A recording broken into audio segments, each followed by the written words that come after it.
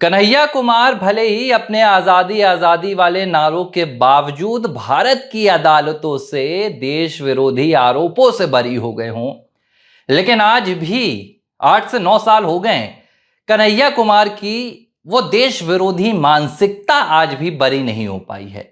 कन्हैया कुमार आज भी उसी मानसिकता में जकड़े हुए हैं। और अगर ऐसा नहीं है तो बहुत बेहतरीन उदाहरण आया है कन्हैया कुमार की खुद की जुबानी, जहां कन्हैया कुमार भारत की इसी अदालत से, जिस अदालत ने कन्हैया कुमार को देशद्रोह के मुकदमे से बरी किया था, इसी अदालत से भ्रष्टाचार के आरोप में दोषी करार दिए जाने वाले लालू प्रसाद यादव की तुलना भारत के महान सपूत भगत सिंह से करते हैं। और मुझे लगता है कि अब जब कन्हैया कुमार भगत सिंह से लालू प्रसाद यादव की तुलना कर रहे हैं तो बिहार और देश की जनता को अचरज नहीं होना चाहिए, क्योंकि कन्हैया कुमार से कुछ और एक्सपेक्ट भी नहीं किया जा सकता है। मुझे लगता है कि कन्हैया कुमार से कोई और उम्मीद रखना भी, मुझे लगता है कि कहीं ना कहीं भारत के लिए या देश के या बिहार के लिए एक गलत बात होती। भाई, जो व्यक्ति जेएनयू जैसे संस्थान में पढ़कर भी लालू प्रसाद यादव की तुलना भगत सिंह से कर सकता है, तो उसकी पढ़ाई, उसके ज्ञान और उसके पूरी समझ की क्या ऊंचाई है, इससे अंदाजा लगाया जा सकता है। कन्हैया कुमार बिहार में जा रहे हैं, उन्होंने यात्रा भी निकाली थी, रोजगार दो, पलायन रोको, बिहार में बड़े बड़े वादे कर रहे हैं, बड़ी बड़ी बातें कर रहे हैं। लेकिन एक सवाल सामने आया और कन्हैया कुमार का पूरा असली रंग रूप, चेहरा, कद, ढाल, चाल सब कुछ निकलकर सामने आ गई। कन्हैया कुमार ने अपनी मानसिकता का, अपनी विचारधारा का सबसे बड़ा परिचय दे दिया। क्या था सवाल? सवाल यह था, बहुत आसान सवाल था, कि क्या आप लालू प्रसाद यादव को भ्रष्टाचारी मानते हैं? यह सवाल जब कन्हैया कुमार के सामने दागा गया तो मानो कन्हैया कुमार का पूरा ज्ञान और पूरी राजनीति उनकी धरी की धरी रह गई। वो कन्हैया कुमार जो कभी सीपीएम के दुलारे होते थे, आज कांग्रेस के बिहार में चिराग बनने की कोशिश कर रहे हैं। इस सवाल के जवाब में कन्हैया कुमार ने अपनी उस घिनौनी मानसिकता का परिचय दिया, जिस मानसिकता की शुरुआत आज से करीब 8 से 9 साल पहले जेएनयू के कैंपस में उन्होंने दी थी। लालू प्रसाद यादव को भ्रष्टाचारी मानने से सिर्फ कन्हैया कुमार ने इंकार नहीं किया, बल्कि उन्होंने लालू प्रसाद यादव की तुलना भारत के महान सपूत क्रांतिकारी भगत सिंह से कर दी। इससे बड़ा शर्मनाक मंजर मैंने कभी नहीं देखा कि एक भ्रष्टाचारी की तुलना भगत सिंह से हो जाए। अब तक अरविंद केजरीवाल करते थे, भगत सिंह की तस्वीरें लगाकर, खुद को क्रांतिकारी बताकर दिल्ली में शराब के नाम पर घोटाला कर गए, जेल गए, चुनाव हार गए, दिल्ली की सत्ता गंवा दी।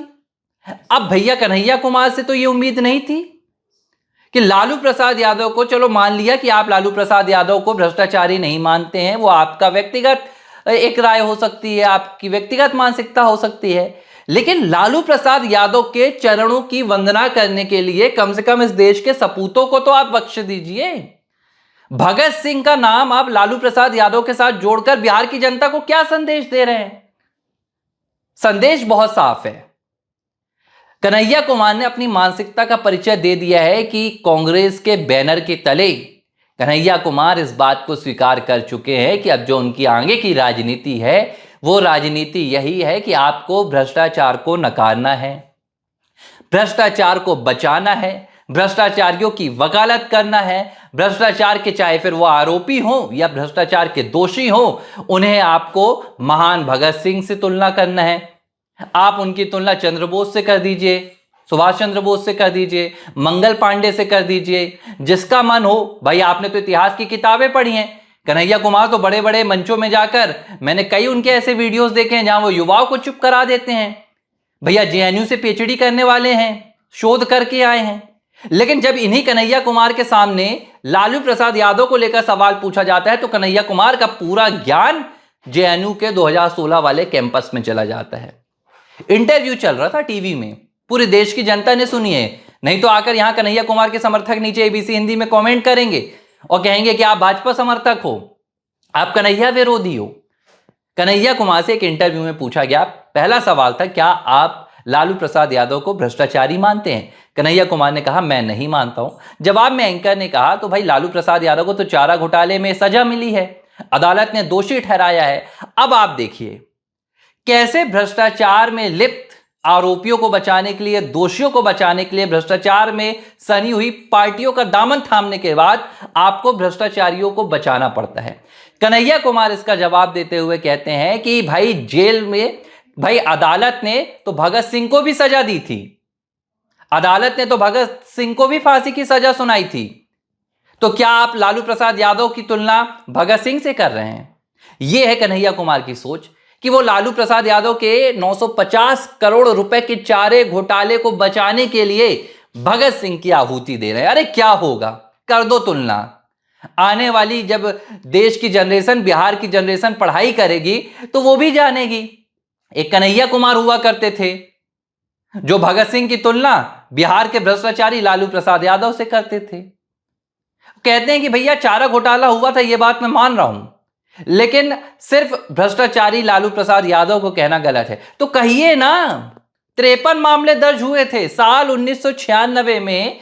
जब बिहार में चारा घोटाला निकलकर सामने आया तो सीबीआई ने अपनी चार्जशीट में लालू प्रसाद यादव समेत 170 लोगों के नाम लिखे थे। 40 तो मर चुके हैं, बाकियों को सजा दी, कुछ अभी भी फरार हैं। घोटाला कितने करोड़ का हुआ था? 950 करोड़ रुपए का घोटाला हुआ था। और सिर्फ चारा घोटाला नहीं, लैंड फॉर स्कैम घोटाला, आरोपी हैं लालू प्रसाद यादव, तेजस्वी यादव, उनका पूरा परिवार, जांच चल रही है। लेकिन अब आप समझिए कन्हैया कुमार की मजबूरी।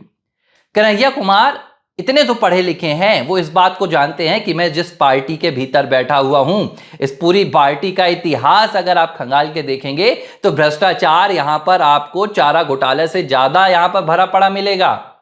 खुद फिलहाल पार्टी के सबसे बड़े नेता नेशनल हेराल्ड मामले में आरोपी हैं, फैसला आने वाला है, 5000 करोड़ के आरोपों में छिपे छिपे भाग रहे हैं। तेजस्वी यादव हो, तेज प्रताप यादव हो, बीमा भारती हो, तमाम नेताओं के खिलाफ, लालू प्रसाद यादव, राबड़ी देवी, सभी के खिलाफ भ्रष्टाचार के आरोप हैं। कन्हैया कुमार इस बात को जानते हैं। बिहार में हूं, कांग्रेस पार्टी के नेतृत्व के विस्तार तले हूं, तो मुझे भ्रष्टाचारियों को बचाना होगा। अब उसके लिए मुझे इनकी तुलना, भ्रष्टाचारियों की तुलना मंगल पांडे से करनी हो, भगत सिंह से करनी हो, मैं किसी भी हद तक जा सकता हूं, लेकिन मैं भ्रष्टाचारियों को बचाने का जिम्मा लूंगा। और यही राजनीति है। कांग्रेस के भीतर अगर आप राजनीति करने जाते हैं तो आपको अपनी मानसिकता को इसके लिए तैयार करना होता है कि आपको यह कहना पड़ेगा। अब क्या कहते हैं कन्हैया कुमार, बात को समझिए, कि अगर लालू प्रसाद यादव भारतीय जनता पार्टी में होते या लालू प्रसाद यादव एनडीए में होते तो क्या उन्हें सजा मिलती? यह है कन्हैया कुमार की स्टडी। साल 2013 में भैया देश में किसकी सरकार थी? कन्हैया कुमार को बताया जाए कि प्रधानमंत्री नरेंद्र मोदी 2014 में देश में आए। लालू प्रसाद यादव को सजा 2013 में हुई, केंद्र में यूपीए की सरकार थी, कांग्रेस के प्रधानमंत्री थे सरदार मनमोहन सिंह। लेकिन अब हमें देश को बताना है, बिहार के युवाओं को बरगलाना है। और एक बात एकदम स्पष्ट है, यह बिहार की जनता को समझना है, यह बिहार के युवाओं को समझना है कि जो कुछ छुटपुट युवा कन्हैया कुमार को बिहार का बेटा मान रहे हैं, कन्हैया कुमार को बिहार का भविष्य मान रहे हैं, उन्हें यह समझने की जरूरत है कि ये जो 2019 में बेगूसराय से पलायन कर दिल्ली पहुंच गए, वहां अपनी सियासी किस्मत आजमाए, वहां से हार गए, अब फिर बिहार पहुंच गए हैं, इनका सिर्फ अपना भविष्य है। कन्हैया कुमार को राजनीति में अपने भविष्य की गाड़ी को आगे बढ़ाना है, और अगर भविष्य में अपनी राजनीति को संवारना है तो एक बात स्पष्ट है, आपको भ्रष्टाचार को नजरअंदाज करना होगा। क्योंकि आरजेडी के साथ गठबंधन है भाई कांग्रेस का, कांग्रेस में भी भ्रष्टाचारियों की कमी नहीं है, आरजेडी में भी कमी नहीं है, तो भ्रष्टाचारी को हम गलत कैसे बता सकते हैं? कल को अगर मान लीजिए बिहार में एनडीए की जगह महागठबंधन की सरकार आती है, महागठबंधन भ्रष्टाचार पर भ्रष्टाचार करेगा, कन्हैया कुमार जैसे नेता फिर तुलना भगत सिंह से करेंगे, कोई ना कोई यहां पर क्रांतिकारी से तुलना कर देंगे, भ्रष्टाचार इनके लिए कोई मायने ही नहीं रखेगा। यह है बिहार का भविष्य। और मुझे बड़ी हैरानी होती है कि देश के इतने सर्वोच्च शिक्षण संस्थान से निकलने के बाद अगर आज बिहार के युवा की यह सोच है और अगर इस सोच को राजनीति में आगे बढ़ा दिया गया तो बिहार का भविष्य क्या होगा, अपने आप में हैरान कर देने वाली बात है। तो कन्हैया कुमार ने साफ कर दिया है, ये कन्हैया कुमार ने बीड़ा उठा लिया है, कांग्रेस पार्टी हो, आरजेडी हो, भ्रष्टाचार के जितने आरोप हैं, दोषी हैं, सबको मुझे बचाना है और जैसे तैसे बिहार में कांग्रेस महागठबंधन की सत्ता बनवानी है, आरजेडी को आगे बढ़ाना है। उसके लिए मुझे देश के कितने भी क्रांतिकारियों को, कितने भी सपूतों को आहूत करना पड़े, मैं इसके लिए तैयार हूं। भले इसके लिए कांग्रेस पार्टी के दिग्गज नेता राहुल गांधी मुझे अपने रथ से उतार दें, मुझे फर्क नहीं पड़ता है, मैं अपमान का घूंट भी सह लूंगा, क्योंकि मुझे तो अपना राजनीतिक भविष्य संवारना है। अगर मुझे बिहार का राजनीतिक भविष्य संवारना होता, बिहार की जनता का, बिहार के युवाओं का, तो मैं ये खुलकर कह देता कि आज बिहार अगर पिछड़े राज्यों में है, बिहार में कभी जंगल राज हुआ करता था, तो उसके पीछे लालू प्रसाद यादव परिवार था। बड़ी हैरान कर देने वाली बात है कि यह कन्हैया कुमार से पूछा गया, आप बिहार में जंगल राज के पीछे लालू प्रसाद यादव को नहीं मानते हैं, तो कहते हैं कि भूल जाइए ना, 90 की बात क्यों की जा रही है, आज की बात की जाए ना, 2025 की। कैसे भूल जाएं कि जिस बिहार से भारत को एक एक से सपूत मिले, उस बिहार को आपने जंगल राज में ढकेल दिया था। लूट, फिरौती, डकैती, घूसखोरी, भ्रष्टाचार, और आज आप कह रहे हैं कि भूल जाए। यही भुलाकर तो आपने कांग्रेस से सवाल नहीं किया। 40 साल तक बिहार में कांग्रेस की सत्ता थी। आज अगर देश के पिछड़े राज्यों में बिहार है, तो उसके पीछे की वजह क्या है, यह सवाल आपने कभी नहीं पूछा। आप कह रहे हैं कि अभी का सवाल पूछा जाए, तो पूछिए अभी का सवाल। यह कन्हैया कुमार हैं जो भ्रष्टाचार को ईमानदारी की मिसाल बना चुके हैं, जो लालू प्रसाद यादव को भ्रष्टाचारी मानने से इंकार कर रहे हैं। तो दो बातें हैं, या तो ये उनकी व्यक्तिगत सोच है, या कन्हैया कुमार की जो आस्था है वो इस देश की अदालतों में नहीं है। क्योंकि लालू प्रसाद यादव को भाजपा की सरकार ने भ्रष्टाचारी नहीं कहा, लालू प्रसाद यादव को किसी दूसरे राज्य की सरकार ने भ्रष्टाचारी नहीं कहा, बल्कि इस देश की अदालत ने कहा। और अगर कन्हैया कुमार इस देश की अदालत के फैसले को भी एक सिरे से खारिज करते हैं, तो मुझे लगता है कि फिर देश को समझना चाहिए कि भले ये साल 2025 चल रहा है, लेकिन कन्हैया कुमार की मानसिकता आज भी वो 2016 के जेएनयू वाले कैंपस की है। एबीसी हिंदी न्यूज, आज ही जुड़िए हर खबर के साथ